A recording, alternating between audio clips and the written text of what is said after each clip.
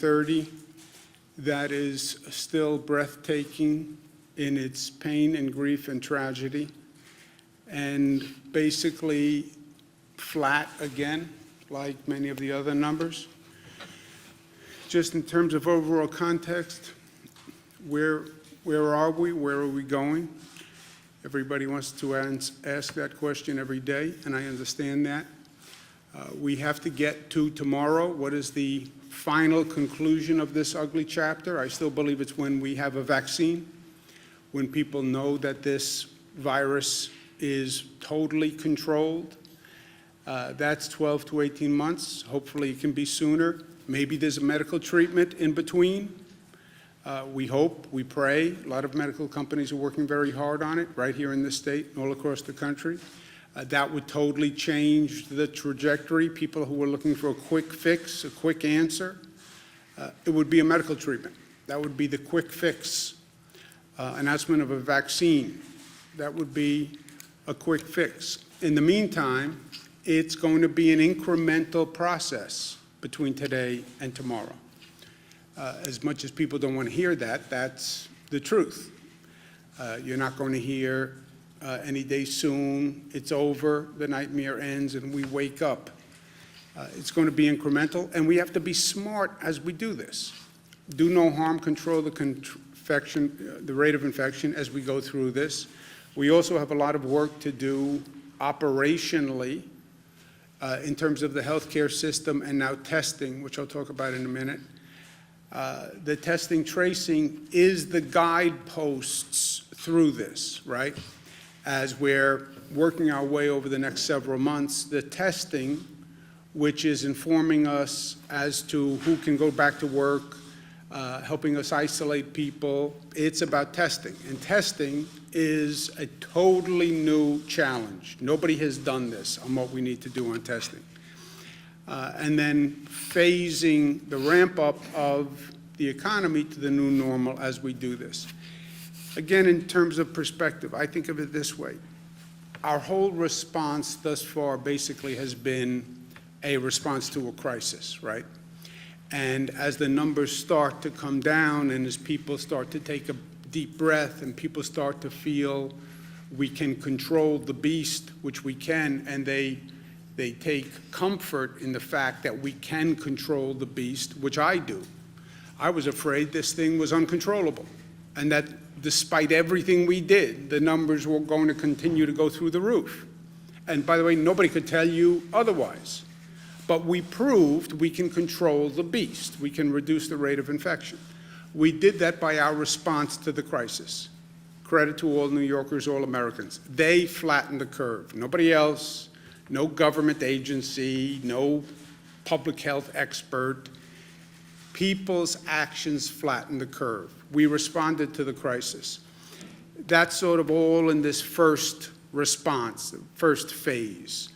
Bring down that infection rate. The infection rate was one person infected 1.4 other people. That's when an epidemic breaks out. That's fire through dry grass, right? That's what we talked about yesterday. We have the infection rate down to 0.9. One person infects 0.9 other people. I've never met a 0.9 person, but the infection rate is less than 1 to 1. That then sees the outbreak starting to subside, the numbers starting to come down, which is what we're seeing in the numbers. So we did that. This is all in our response to the crisis. And let's say it's from minute 1 to where we are today. This has all been crisis response. Bring down the infection rate. We did that. Bring up the hospital system to this projection level, which would have been impossible, but ramp up that hospital system so when you have all these new infected people, you can handle it. You don't overwhelm the public health system. You don't have people dying in hallways, which is what we saw in Italy on TV, right? That's all phase 1. That's critical response. Hurry up, get it done. Every day is vital. Drastic measures taken quickly in a coordinated way. That's phase 1. We're still in that phase because you still have 2,000 people coming in the door every day. So don't get cocky, don't get arrogant, we're in control. No, you're not in crisis because you can control the beast, but you're only controlling the beast because of what you're doing. That's where we are. We're starting to transition to another place. What's the other place? It's going to be the second half of this situation, which is unpausing, right? The situation we're in now is unsustainable. People can't stay in their homes for this length of time. They can't stay out of work. You can't keep the economy closed forever. You just can't. Society can't handle it, personally or economically. So now we're moving into another phase, which is this reopening phase. How do you plan the reopening? Nobody's ever done this before. And how do you plan a reopening of an economy and at the same time be cognizant of the public health crisis that you're still in, right? We have the infection rate down to 0.9. One person is infecting 0.9%, less than a person.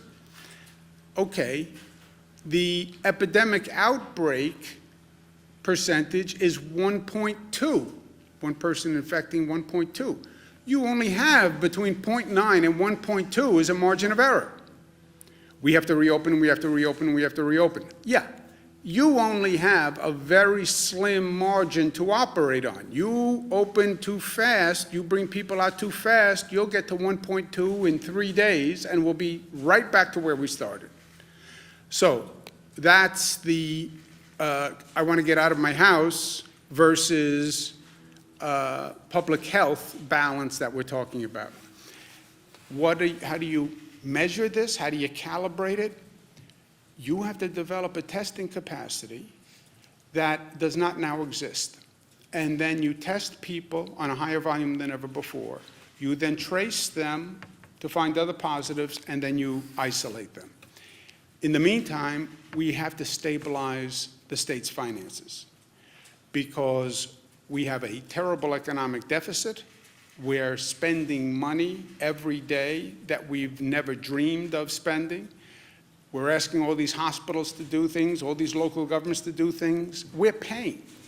And we're paying when we're in a position where we don't have any money, which is also an unsustainable position in life. You can't keep writing checks if you have no balance in your account. It doesn't work long term.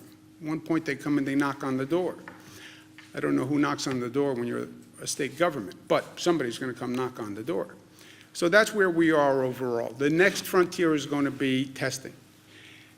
We don't have a testing system that can do this volume or that can be ramped up to do this volume. We don't have a public health testing system, by the way.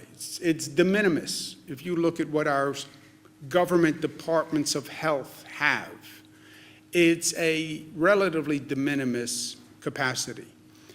Well, what's our private sector testing capacity? That's relatively de minimis also. Think about what we're talking about. We're talking about labs that normally operate to do blood testing. If you need a marriage license, you have to get blood. If your child is sick, they send them for a strep test. The doctor says, go take a blood test for allergies. You go to a lab to have blood drawn. That's basically the system we're talking about. That system does not do large-scale COVID testing. This COVID testing, first, in and of itself, is a very complicated new test. It's not as simple as drawing blood and getting it tested. This test, in and of itself, is complicated and expensive. And you don't have the network that does that. It does not exist. This is where we were with the hospitals. We came up with what we call surge and flex. What happened with the hospitals when this started, we started seeing these much higher numbers that would overwhelm our hospital system. Well, how do we ramp up the hospital system? You don't really have a public hospital system. Downstate New York, you have about 100 hospitals. you only have about 15 of those 100 are public hospitals. The rest are all private hospitals, voluntary hospitals, but they're all private hospitals. We had to get those private hospitals to work with government in a coordinated way. Never happened before. Extraordinarily difficult. We did it, but it was a phenomenal undertaking. You now have 300 laboratories and hospitals across the state that do virology testing. How do we get 300 private labs and hospitals to become one system statewide to do testing for COVID? And how do we get them all coordinated? This is something that has never been done before and is going to be a tremendous undertaking. Also, to further complicate it, what they will tell you now, because we've been having the conversations, the labs, if they can get the test, which they have to purchase from private sector companies, the tests require certain chemical reagents to operate. So you take a sample and then you mix it with other chemicals. They can't get the chemicals that they need to mix to do the test. Well, who has the chemicals? No one has the chemicals, because everybody has been overrun with demand, and the chemicals come out of where? China, where everything has come from over the past 40 days. Everything goes back to China. And China is now in a position where they're being asked globally for these reagent chemicals. And that is a piece of the equation that I can't figure out. And that's why the federal government has to be part of this approach and part of this answer. I can do what I can do on the state side, and I will. And I'm going to issue an executive order that says the Department of Health will be coordinating those private sector labs, which are private sector companies, but they're licensed by the state of New York. They're permitted by the state of New York. And we need them to step up and work together. But the federal government cannot wipe their hands of this and say, oh, the states are responsible for testing. We cannot do it. We cannot do it without federal help. I'm willing to do what I can do and more, but I'm telling you, I don't do China relations, I don't do international supply chain, and that's where the federal government can help. Also remember, the federal government at the same time is developing testing capacity. So we wind up in this bizarre situation that we were in last time, 50 states all competing for these precious resources. In this case, it's testing, and then the federal government comes in and says to those companies, I want to buy the tests also. This is mayhem. We need a coordinated approach between the federal government and the states. Second thing that is of immediate concern is we have to stabilize the finances of the state. The federal government has passed 3 bills to address this crisis. Of those 3 bills, the state governments have gotten precisely 0, zilch, nada in unrestricted aid. The state should this, the state should this, the state should this. Yes. Well, what support have you given the states? None. I mean, how can that even be? How is it even plausible as a strategy? It doesn't work. We need financial resources to stabilize the states, because when you starve the state governments, I still eat, Dr. Zucker still eats, but we can't fund schools, we can't fund hospitals, we can't fund small business, we can't fund all these extraordinary efforts that we're undertaking. It makes no sense. We need to support the states because the states are the ones who are doing this. Reopening is up to the states, right? That's the federal decree. It's up to the governors. The governors will decide. The states have to decide. Everyone is in a different position, and it's up to the states, which I agree. It also happens to be the Constitution. But put that aside. I also think it's the right approach. Okay, it's up to the states, but then don't ask the states, don't give them this massive undertaking that has never been done before, and then not give them any resources to do it. That's not how this is going to work. The expression, don't pass the buck without passing the bucks. A.J. Parkinson, Mark remembers him. Don't ask the states to do this. It's up to the governors, up to the governors, up to the governors. Okay, is there any funding so I can do these things that you want us to do? No. That is passing the buck without passing the bucks. Passing the buck, which is the opposite of the buck stops here. The buck doesn't stop here. I'm passing the buck, and I'm not passing the bucks. I'm not giving the financial assistance to actually perform the responsibility. So, last point is we go from today to tomorrow, but we talk about the new normal. This also has to be an opportunity where after this horrendous period that we have gone through on every level, after the exorbitant cost of this, the personal pain of this, the death of this has to be one of those moments in time when we look back where we say society transformed. It was a learning and growth and transformational period where growth and evolution was accelerated. Yes, society took a terrible blow, but it became a moment of reflection where all sorts of new reforms and innovations happened. That's what we have to do with this period when they look back at it. So our goal is not, let's get up and turn the machine back on and keep going the way we were. No. How do you make the changes now that you've been talking about in some cases for years, by the way, but you never had the political will to do it, or it was too hard, or it was too difficult? We talk about environmental changes that we're going to make, but we never really do it. We talk about issues of income inequality, but we never really get there. You know, we talk about changes to our public transit system, but it's too hard, it's too controversial. All right, well now you have an opportunity in this window to really make changes and reforms and improve things in a way you haven't. And by the way, if you went through this, and you went through this pain and aggravation and suffering, and you didn't learn, well, then shame on us. Then shame on us, because there are so many lessons to learn. And then you come back better than you were. 9/11, New York took a terrible beating. This nation took a terrible beating.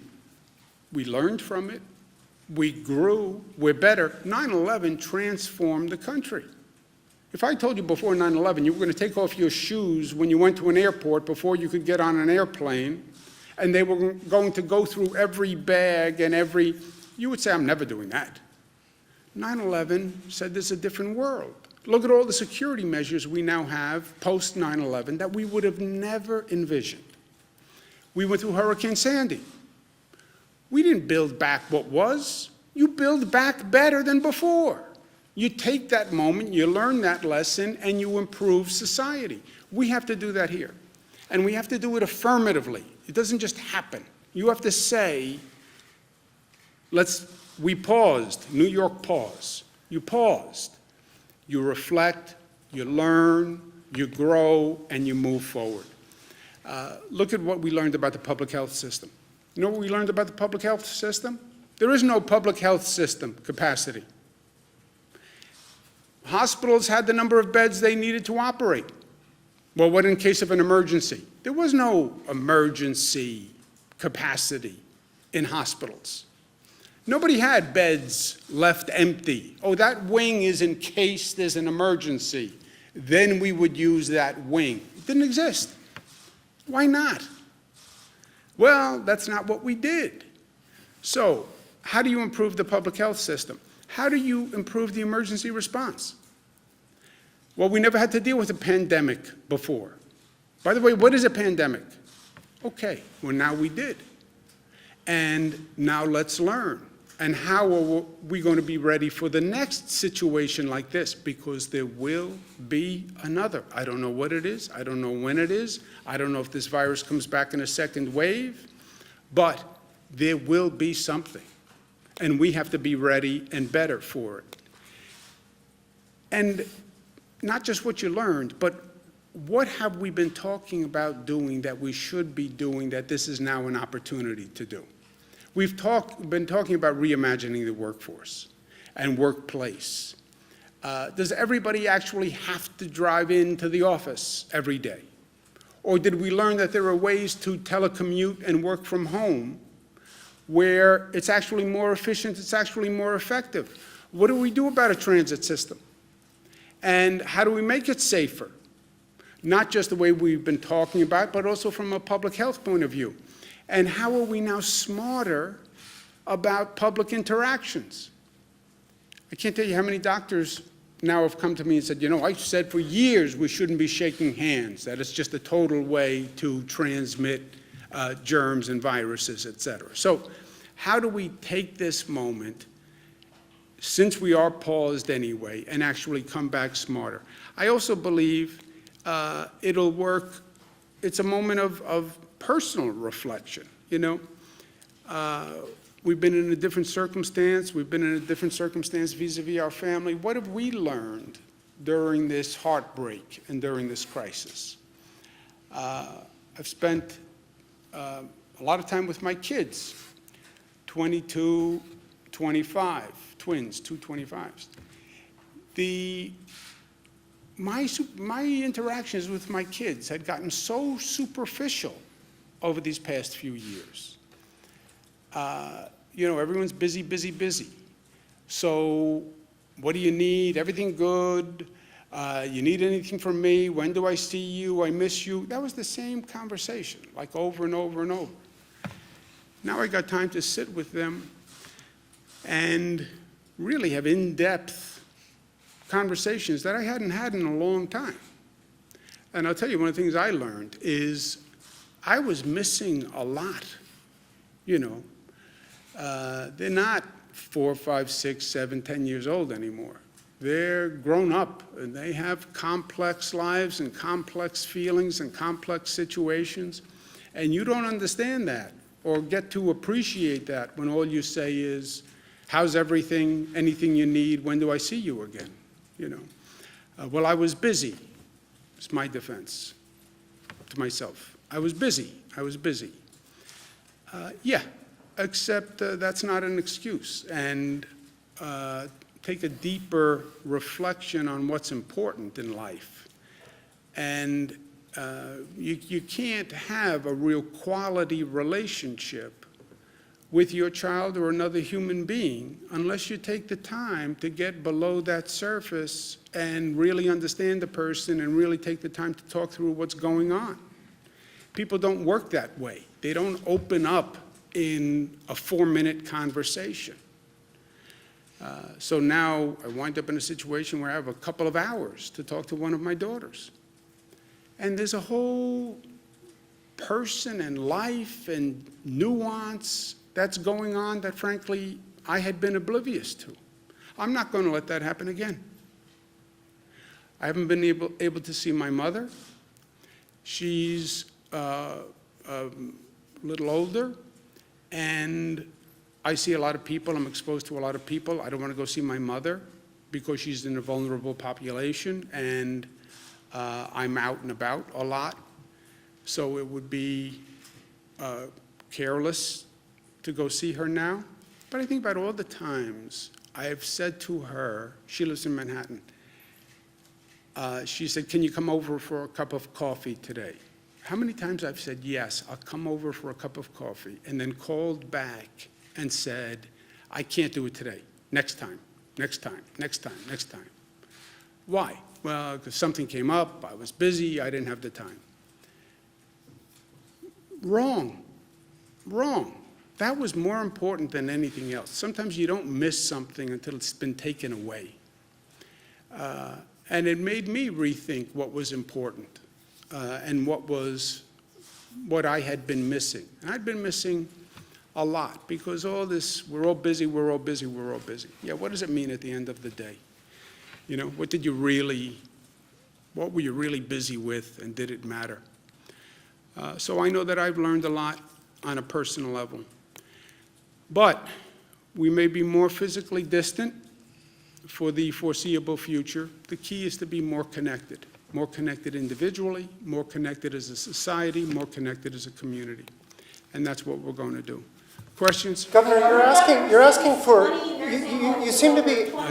Let's do a New York pause moment, and let's take this situation and reflect on it and find a better way. Here's my suggestion. Rather than everybody shouting, I will call on every person and ask a question, and then we'll go on so we don't have to yell at each other. Jesse? Governor, you're talking about an additional federal funding, presumably, to kind of help reopen and restart the economy. Do you have any idea what that number is? Are we talking tens of billions of dollars, hundreds of billions of dollars? What would you like to see come from Washington? Well, we know what we proposed, right? National Governors Association, which represents governors all across the country. All the governors are part of the National Governors Association, Democratic and Republican. National Governors Association chairman is Chairman Larry Hogan, Republican chairman. I'm the vice chairman, I'm a Democrat. We have publicly requested $500 billion for states. We've publicly done that. So that's the number, that's public, put out in a press release, and that's what it is. What about for New York specifically, though? We didn't get into the allocation, but the allocation should be proportionate to the need, right? This allocation, $500 billion for the states. Well, how do you allocate it among the states? Allocate it proportionate to need. You know where the COVID cases are. You can look at a map, you see the cases. You know that because you see when the president talks about reopening, different states are in different places. Yes, different states have radically different situations when it comes to number of cases. So allocate the funding where the problem exists. You're trying to solve the COVID problem. Allocate the funding to where the COVID problem exists. In past bills, where they've done health care funding for quote-unquote COVID, you've seen the numbers. Some states got about $200,000 for every COVID case. New York got about $12,000 for every COVID case. How do you justify that? Well, because it's the Senate, they wanted to give every state money, so every senator had something to go home and do a press release about. Yeah, I know, but if the state didn't have any COVID cases, how much did you give that state of taxpayers' money just so that senator could go home and do a press release? Give me a break. You can do a press release with, you don't need billions of dollars to do press releases. Very quickly to follow, the president said yesterday that some states would start to go into phase one almost immediately. How far away do you think New York is from something like phase one or even phase two? Well, phase one, phase two. It's what he's saying is, depending on where that state is, well, what the president's saying is it's up to the states. It's up to the governors. The governors who have states that have fewer cases can reopen faster. Yeah, that has nothing to do with the president or federal policy or anything. All he's saying is it's up to the states, and you'll see states that have less of a problem opening sooner. That is undeniable and totally logical. So it depends on that state, where it is, and it depends on the numbers. And the governors rely on numbers. And it has nothing to do with the federal government. Governor, on the hospital system, we said that we've... When do we reopen? We are at now 0.9 on the infection rate. 1.2 is the tipping scale where the numbers start to go up again, right? So your margin of error right now is between 0.9 and 1.2. you have many states where the infection rate is de minimis. We're at 0.9. We're right up to that line of possible outbreak. So the states that will open first, by the data, will have much lower infection rates than we do. We were over the line. We were in outbreak territory, right? We've gotten that down to 0.9. But your margin of error is between 0.9 and 1.2. And what the experts will tell you is 0.9, 1.2, you're right on the line. It's not that precise a science. Governor, we've now got a hospital rate that seems to be stabilizing and ticking down. A few questions. Are you therefore stopping some of the things you've done to increase capacity, like the field hospitals on the island? And then is there any thought, particularly in upstate areas, of reopening hospitals and facilities to elective procedures? There are reports that workers are being laid off. And then finally, I know we had to reduce PPE standards. We had to waive a bunch of requirements to increase this capacity. Will any of that be now rolled back? And is there any concern that reducing these standards, particularly PPE, may have hastened infection or caused problems among healthcare workers? We know there's lots of infections there. The CDC reduced the PPE guidelines, not to do alphabet soup, but it was the CDC that had federal guidelines on the personal protective equipment. And they have different guidelines apparently when you're in a crisis than normally. They went to crisis guidelines. And that's what many of the nurses especially are complaining about. Those are guidelines. DOH actually sets the policy, I believe. I don't know. We set the policy, we use the CDC guidelines on these issues, whether that use of masks, PPE equipment, the gowns we continue to use. But the issue is when can a healthcare worker go back to working with a mask? And so are we thinking about changing any of this? And do you have any concern that this may have caused higher infection rates? I don't feel that it caused higher infection rates at all. Healthcare workers have worked extremely hard to protect themselves and to make sure there isn't any further spread. Marina? Also on the hospitals? We are not, first, you take all these numbers with a grain of salt, right? Caution is you could have a surge, you could have a second wave. Look at Wuhan, look at China, look at Italy. It went up, went down, went back up. Be careful. But are we at a point where we are now immediately in danger of exceeding the hospital capacity we developed? No. That's why we're in a position to give away ventilators or lend ventilators to New Jersey, other states, et cetera. So I don't believe we are in a place today where we are at risk of going over capacity. Go ahead, yes. Thank you. I'm Ann, by the way. Hello, Ann. I want to talk to you about the rate of infection. Have you calculated the rate of infection for upstate New York specifically without including downstate? We have not done those calibrations yet. This is all, the rate of infection analysis is very difficult, and there are a number of premises that they're making in the calculation. So we don't have discrete rates of infection yet, no. It would appear that we have lower rates in upstate New York, and as you know, our area has made strides in the economy in the past few years. This has been devastating. We've already seen some small businesses go under. Is it important to find out what that rate of infection is to try and get parts of upstate open that are not seeing those numbers? Look, it's important to get the economy open wherever you can, as soon as you can, whenever you can.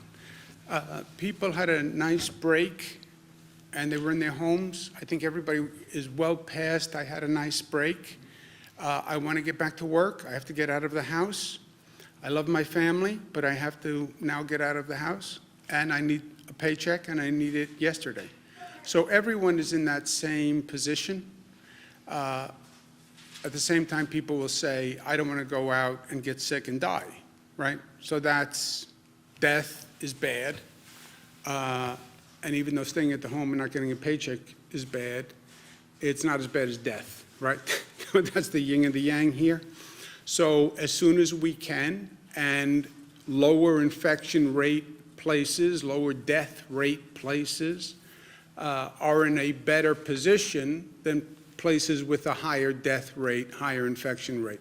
So yes, calibrating those differences is important, and balancing the economic need and the personal need with the public health need and death, that calibration is everything. When do you think you'll start to make that separation is what I'm asking? I think you'll see it clearer. You know, we're right on the line now across the board. You'll see clusters in upstate also. You'll see nursing home issues in upstate. One of the reasons they keep asking about nursing homes are the vulnerable point. They're the vulnerable population in the vulnerable setting, a nursing home. And we've seen that across upstate. So it's not just about, yes, everybody wants the economy running, but everybody wants to be safe at the same time, and that's what we're working through. Governor, the state just released a list of facilities, of nursing homes that have outbreaks. We're seeing some numbers of up to, 55 deaths at just one nursing home, and at least 21 facilities on this list that have over 20 residents. My first question is, why, has it taken so long to inform the public about this, happening in their communities? Why has the public not known about all of these numerous outbreaks? Yeah, I think they have. We've been talking about nursing homes every day for the past 30 days. The first outbreak was in Seattle, Washington, which was a nursing home. That's how this country was introduced to it. We've said 157 times the most vulnerable population are seniors. The most vulnerable place are nursing homes. So I think we have special precautions for nursing homes. I think we've been talking about it all along. Are you going to start doing, boosting the number of nursing home inspection workers? Are you going to look at mass It's testing? not an inspection issue. We've taken radical measures vis-a-vis a nursing home. No visitors. I mean, just think about how harsh a policy that is. No visitors in a nursing home. These are people who live for visitors.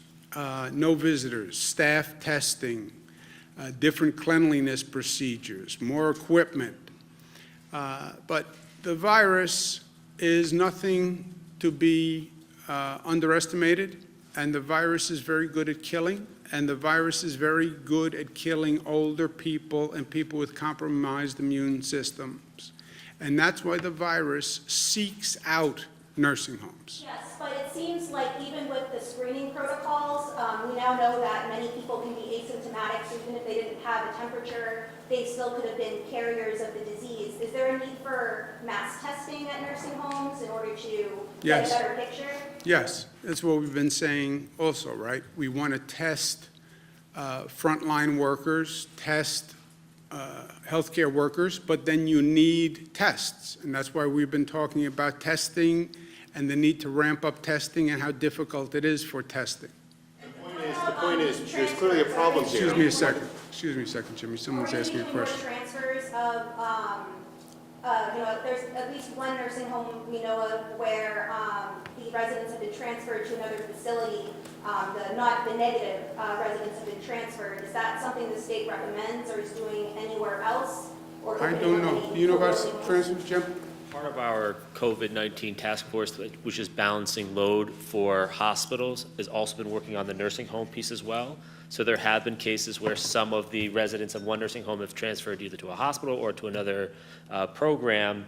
That's something we balance across the system, particularly in downstate New York, where this has been more prevalent in a number of cases. Look, the ideal would be if you had an on-the-spot test. Person, before they walk into a nursing home, you do a saliva test, positive, negative, get the results in 15 minutes, and if they test positive, they don't walk into the nursing home. Test all the staff, test everybody who walks into that building, test all the residents. That's the ideal. You don't have that test, and you don't have that volume of testing capacity, and that's what we're dealing with. The rest of the nursing homes, because this is only a small sampling, there's no, like, for example, Steuben County is not. You have the answer, Jim? But Like we said before, personal privacy was a key concern. These are all nursing homes with cases with a greater than 5 number. Anything with fewer than 5 deaths were not included in these initial round. I know facilities in Steuben County that have more than 5. This is what was been, this data is reported directly from the nursing homes themselves. So if there's any exclusion that should be included is from the nursing homes themselves, and we'll circle back as we do every day on getting updated reporting data from those nursing homes. We only know what they tell us, right, sir? Yeah, I wanted to ask about, in terms of the nursing homes, what about releasing the data for positive numbers, that maybe not fatalities, but the numbers at those nursing homes that have tested positive for COVID? Can we get some of those details? And the other question I had is, what about family members who want to get information about their loved ones and are having trouble, maybe they're getting stonewalled information from the actual nursing home? Is there anything that the state can do to enforce or to make the nursing homes hand over information that loved ones are needing? Yeah, a nursing home, you're saying people call the nursing home for information on someone in the nursing home, and the nursing home won't give them information on their loved one? Yeah, that's at least in one case. Yeah, I don't know that that's even So legal. DOH had put out guidance saying that nursing homes should inform family members when there are positives, either in the nursing home in general or specifically their family member. What we found through the critical reporting that's been going on through this process is that's being ignored. So we're doing an executive order that says that they are mandated to do it, and there will be penalties if they don't. The penalty rate. Civil penalties. Governor, Mark? Thank you, Governor. The update on drive-ins, whether that could be an essential business. Mr. Mahika, who's in charge of reviewing drive-ins? ESDC is still reviewing that. So we didn't get an actual request. Last time you asked a question, there had not been a formal request into ESD. There is now a formal request in there. They're still evaluating it right now. So this was a few days ago or last week, so we're still reviewing it. Okay, one other question is that New York, the last I checked, New York State's is the 9th largest economy in the world. And trade offices were established in key cities to develop important relationships around the world, to attract business to New York State. And I know China, you've had, I guess, Beijing or some other city.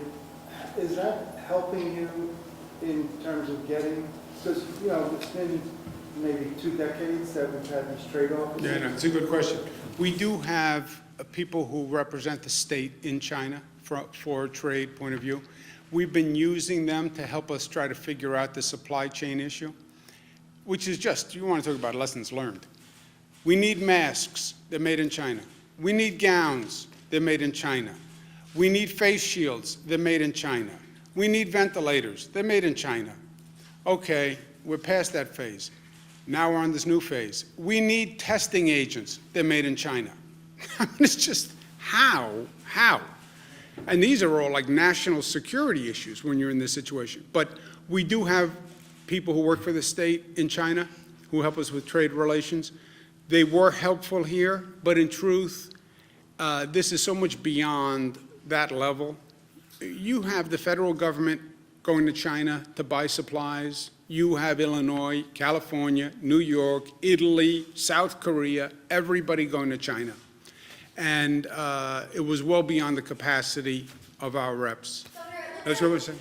Farmers right now are really struggling across the state. They are looking to the federal government for assistance, but there's also state lawmakers that have introduced a couple bills that on the state level things can happen. Have you thought about doing things like the 60-hour work week, for example, for farm employees, or any other changes to help farmers on the state level? We're looking at all of that. Again, many of those bills require state funding, and we don't have it.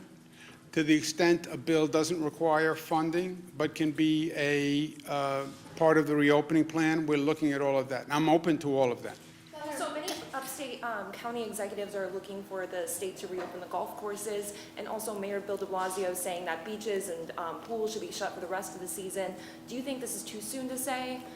Yeah, look, I talked to a number of upstate officials, and yeah, everyone has their own ideas.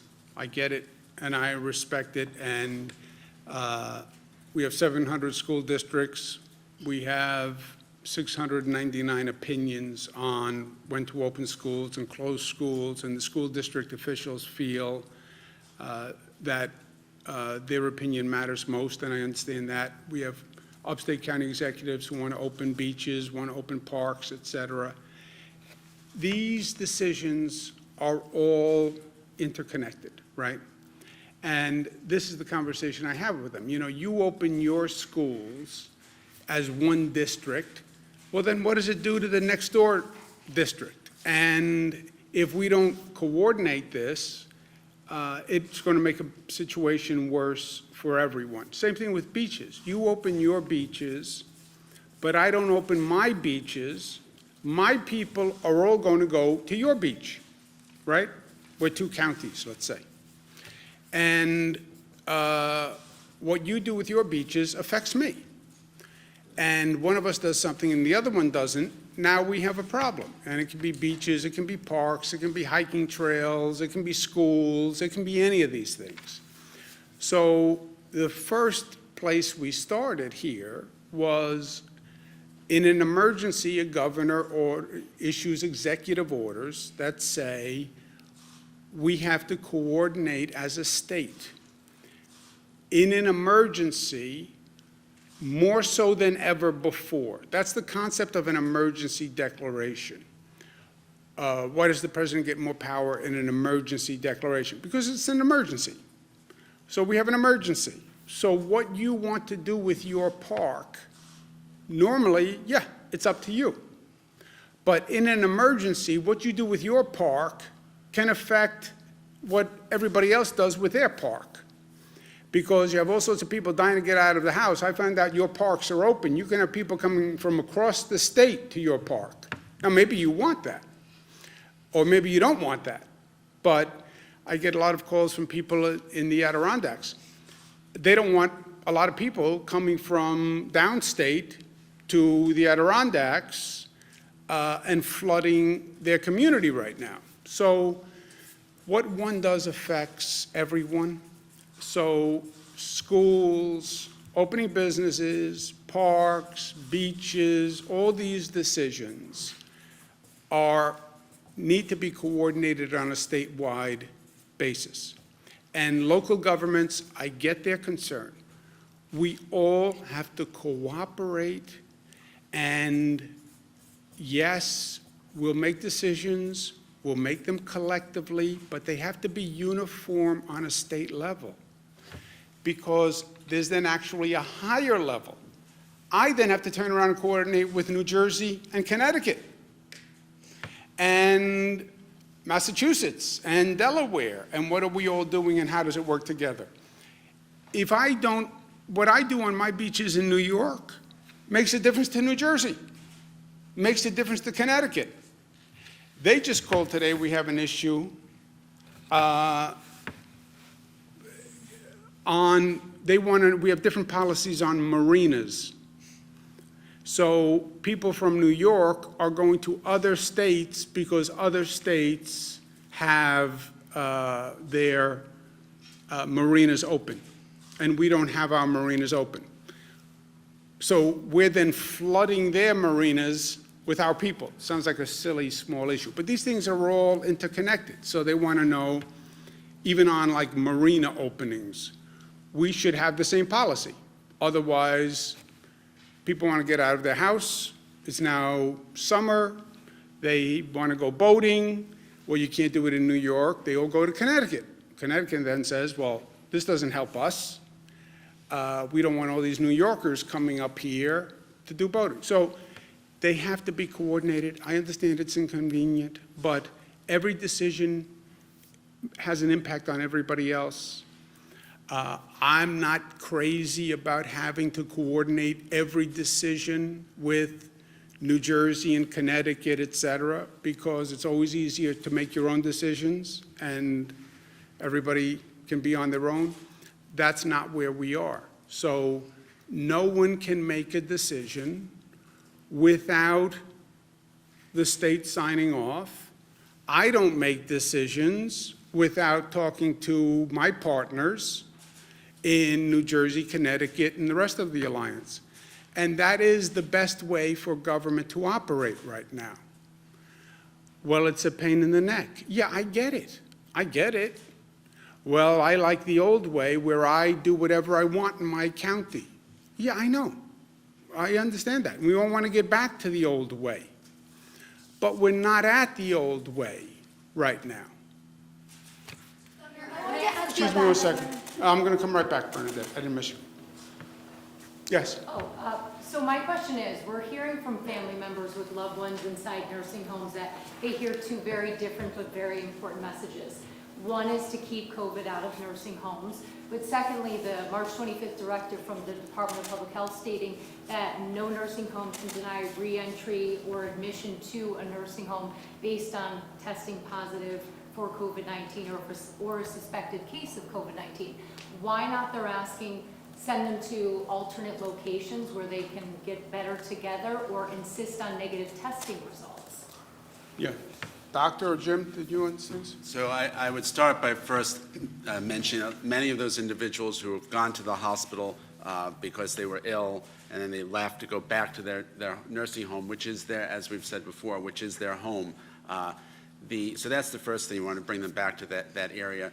Testing for someone who's had coronavirus obviously is something which would be down the road a little bit to do as well. But we have been looking at all the possible ways to make sure that those in the nursing home are protected, both the healthcare workers and surely the individuals who are most at risk. But they're so concerned because they're so afraid for their family members because they're older and frail and they just think maybe another place is better. Also, second question, I hope you'll answer both. The tracker, the COVID tracker on the website, the last update for the number of nursing home fatalities in the state of New York was 2,477, and the date that it said it was most recently updated was April 14th. When might we expect? So on the second, Jim, you have the data on that, right? The April 15th data will be up today. There was some reporting issues from the nursing homes for the 16th because we're lagged a day. So we'll try to get that all up in the next day or so. Bernadette? Yeah, so we've got some reports from certain hospitals downstate, specifically Manhattan and Queens, about overwhelmed ICU beds and just staff. They're just completely overwhelmed. Wondering if you guys are going to be focusing more on these high-needs hospitals, and then also maybe utilizing more the Javits Center and USNS Comfort. And I also wanted to get your response. It looks like the president is also watching this press conference. He tweeted 13 minutes ago, quote, "Governor Cuomo should spend more time doing and less time complaining. Get out there and get the job done. Stop talking. We built you thousands of hospital beds that you didn't need or use, gave large numbers of ventilators that you should have had and helped you with testing that you should be doing." It goes on a little bit more. So wondering if you could respond to that, and then also the question about the overwhelmed ICU. Good. Let's respond to the president. First of all, if he's sitting home watching TV, maybe he should get up and go to work, right? Second, let's keep emotion and politics out of this and personal ego if we can, because this is about the people and it's about our job. And let's try to focus on that.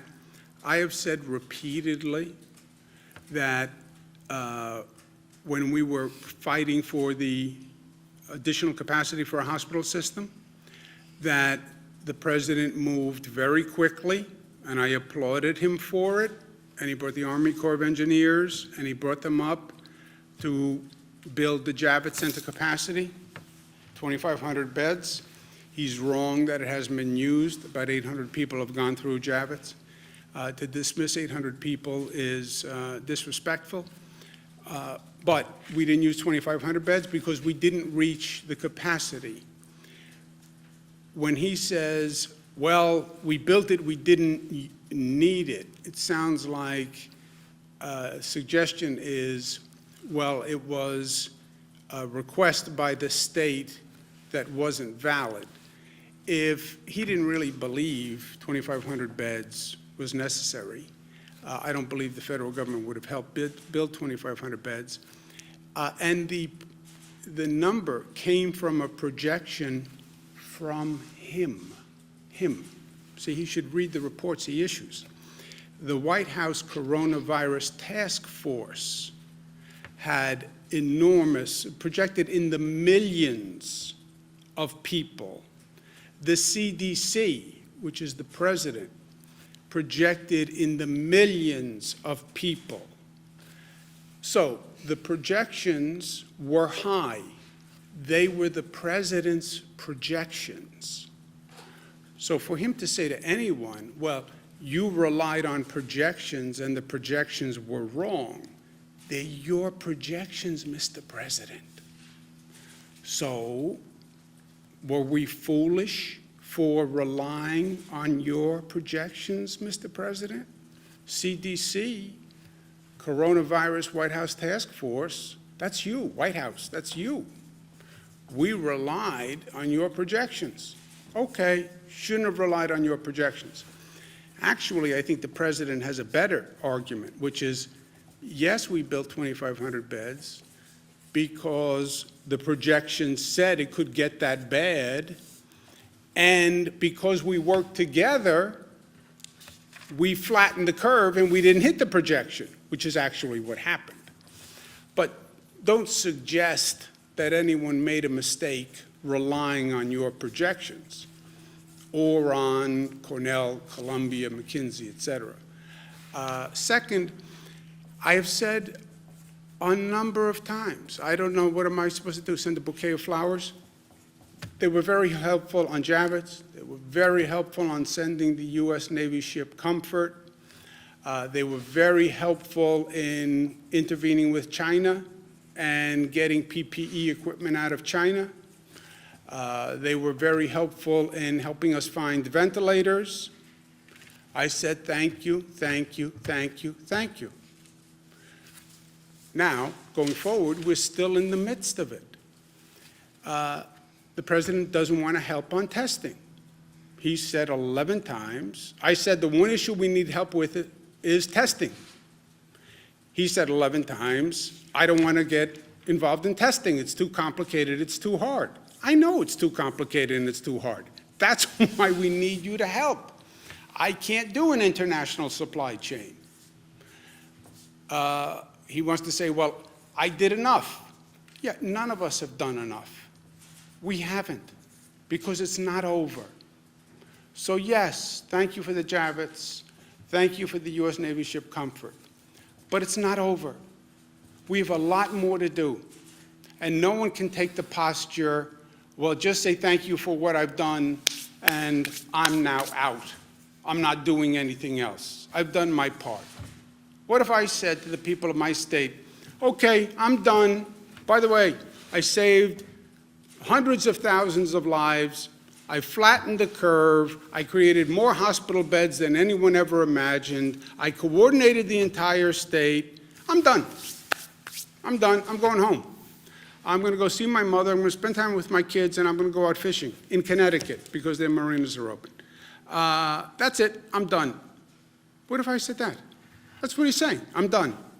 I don't want to help on testing. Testing is too hard. And then the only thing he's doing, let's be honest, well, it's up to the states to do reopen. By the way, it was always up to the states. What are you going to grant me what the Constitution gave me before you were born? It's called the 10th Amendment. I didn't need the President of the United States to tell me that I'm governor. And I didn't need the President of the United States to tell me the powers of a state.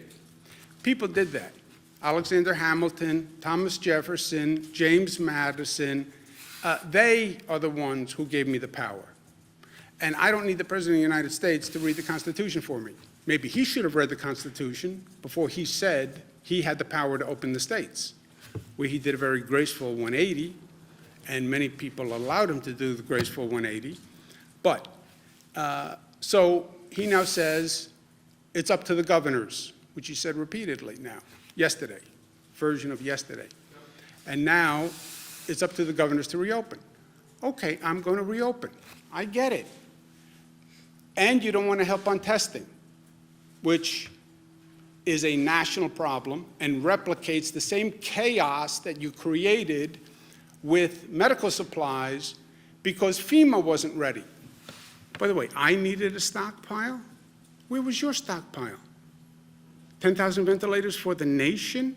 That was your stockpile? Where your projections, the federal projections said they would need double the hospital capacity of this nation. Think about that. The CDC says double the hospital capacity of the nation. The minimum projection was 2.4 million hospital beds. You know how many hospital beds we have in this nation? 900,000. His projection says 2.4 million hospital beds. The whole hospital system is only 900, and his stockpile has 10,000 ventilators. You were ready with your stockpile? Didn't you read your own CDC projection? Didn't you read your own coronavirus protection? So, thank you again, Mr. President, for the Javits. Thank you for the U.S. Navy ship Comfort, which, by the way, is just doing your job as president. It's not really thank you like you wrote a check yourself, but thank you for that. We're not out of the woods. We have to go forward. We need help on testing, and we need funding. It's up to the governors. It's up to the states. Well, then provide the funding. No, they only want to pass a bill that funds their small business fund, called PPE, their small business program. We need to fund the small business program. But you're going to say, after just saying this monumental task is up to the individual governors and the individual states, I'm providing no help, no assistance, no financial money. I understand that small businesses need the funding. By the way, I know that airlines need a bailout, but not the states. Why don't you show as much consideration to states as you did to your big businesses and to your airlines? Right? Did you guys speak yesterday or this morning after he No. announced the May 1st? No, you haven't talked at all? After you announced to me what? I'm sorry? After he announced the May 1st reopening of No, the he country? didn't announce anything.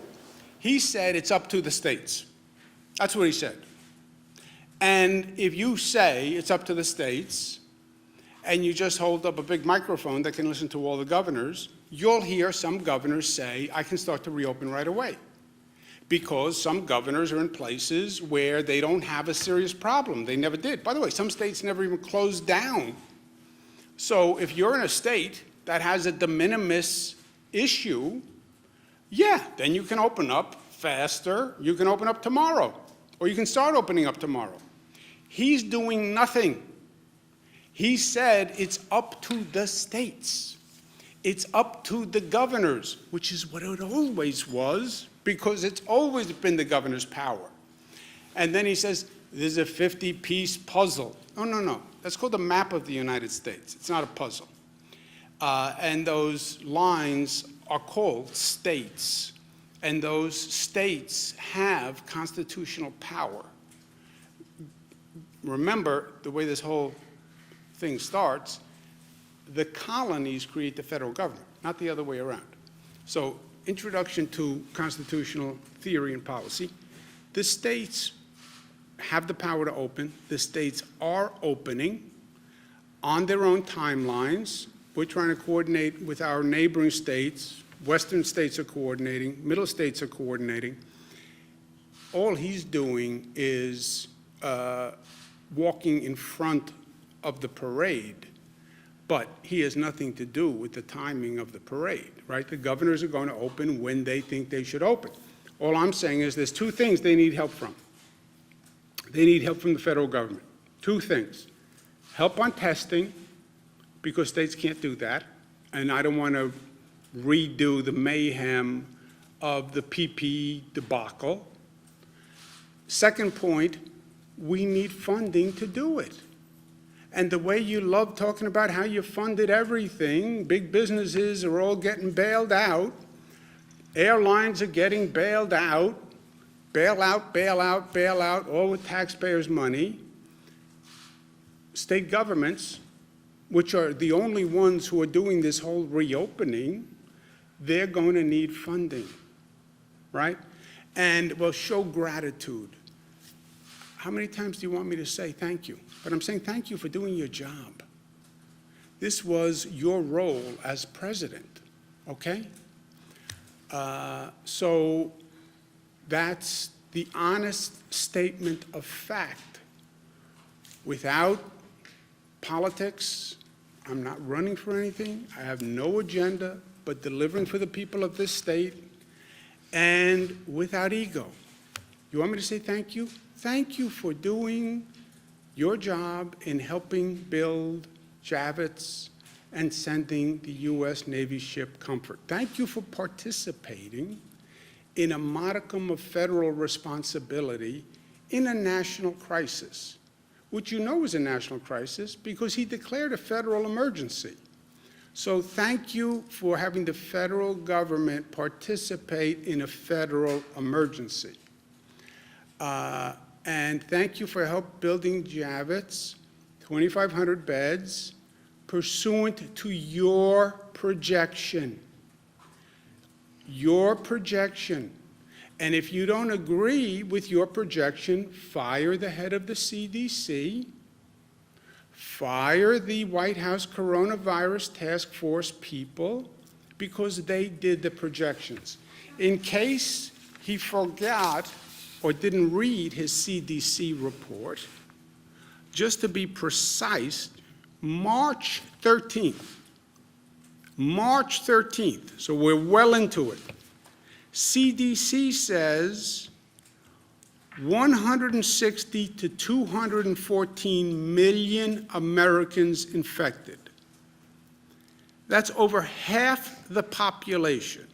CDC, 2.4 million to 21 million Americans hospitalized.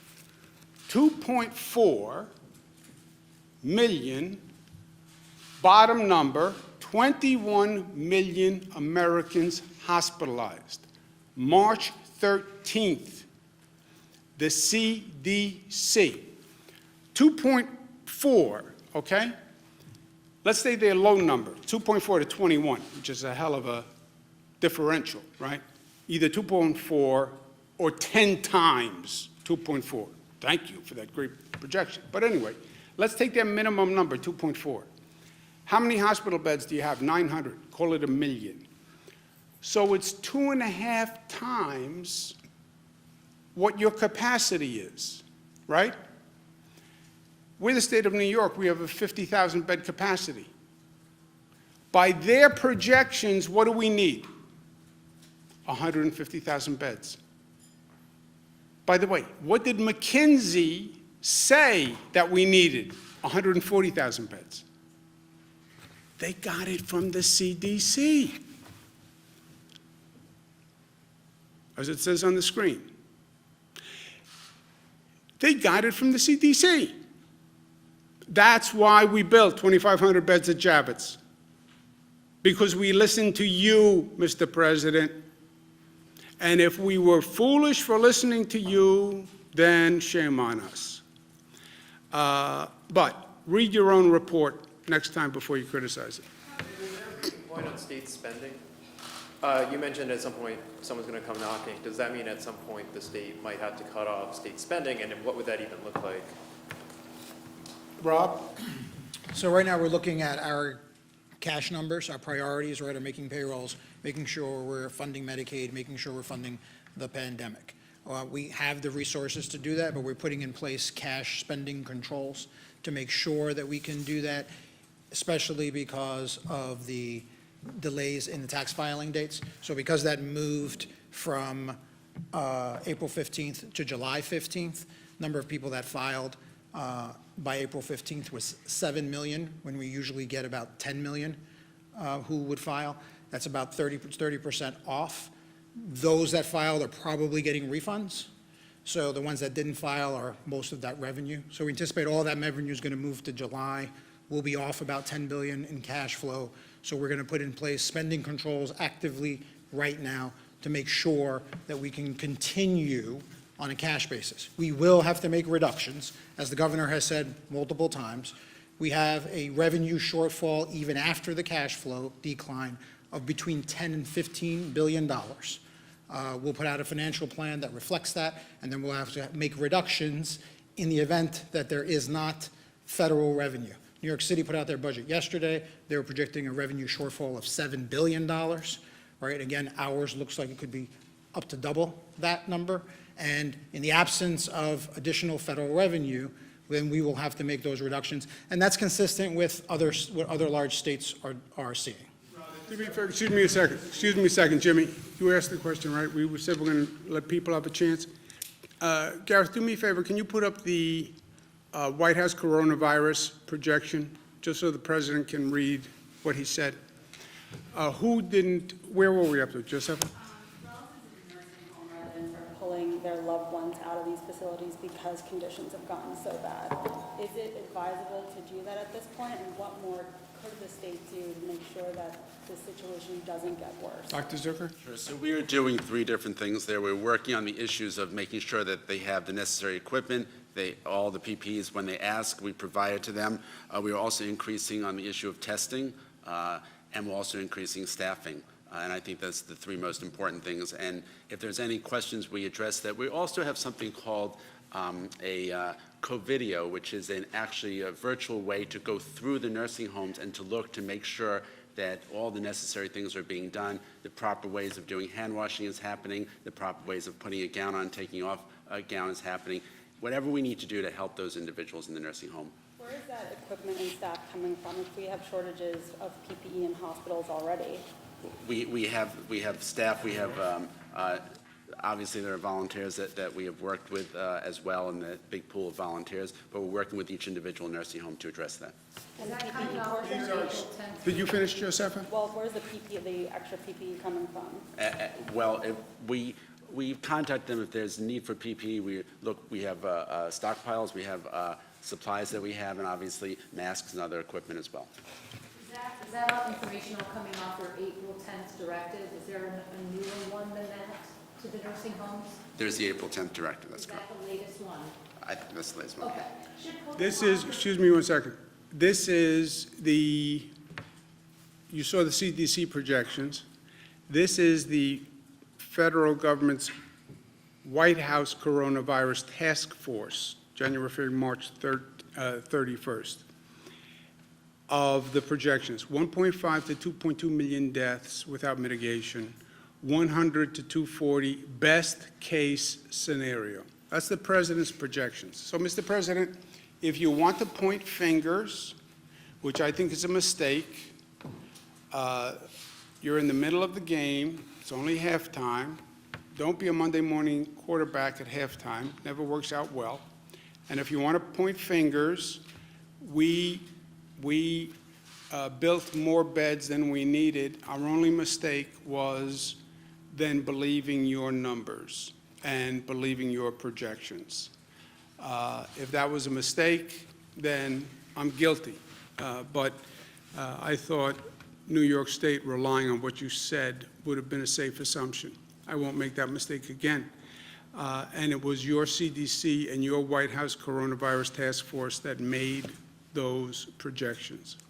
Governor, Who didn't ask a question? Sir? Governor, you stated earlier that it's undeniable that certain states have fewer cases than others, and therefore it's logical to reopen some states earlier. Along those lines, I think Ann was pursuing this earlier, I'm not sure I heard an answer.